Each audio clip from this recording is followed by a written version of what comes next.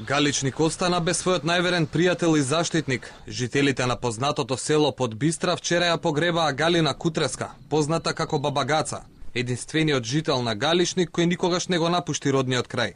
Царицата, како што ја нарекуваат соселаните, била испратена достојно со сите почести. Галичник ја испрати многу значајно, многу убаво, со сите адети рисјански што се соведуваат како починат човек.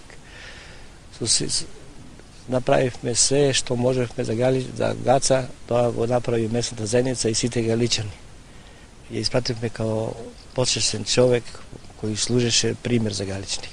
Баба Гаца целиот живот го посвети на Галичник. Наместо да се омажи да одгледа свој чеда, таа беше единствената, која сама преку зиме се грижеше за куќите и селото, кое беше целосно иселено во 60-тите години од минатиот век. Како живеалиште, ја користела зградата на Галичката задруга, бидејќи незината родна куќа одамна е срушена.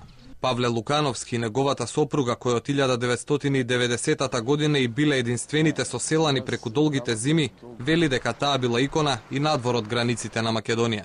20 километри пред Загреб. Тоа е лобиште на покојниот председател и видов во резиденцијата на председателот Тито слика Гаца со Едвард Кардель сликана во Галичник и во облека Галичка. За мене беше изненадување.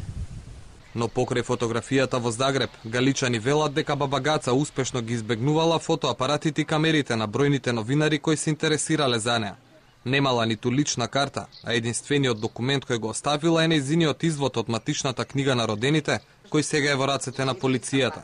Поради транзицијата и приватизацијата, за малку не успеала да добие пензија, па се снаоѓала како умее. Има едни овци што само наја познават. Иначе друг не може да и фане тие овци никако. Као диви се, а со нас се фаќат одма. Само што ќе им викне и одма идат кај нас. Оние кои ја познавале велат дека лете, до пред неколку години Баба Гаца помагала во локалните продавници. Зиме се хранела од овците, но ги молзела само за своите потреби и никогаш не го продавала нивното руно. Баба Гаца зад себе остави 30 на овци кои таа сама ги чувала во оваа штала.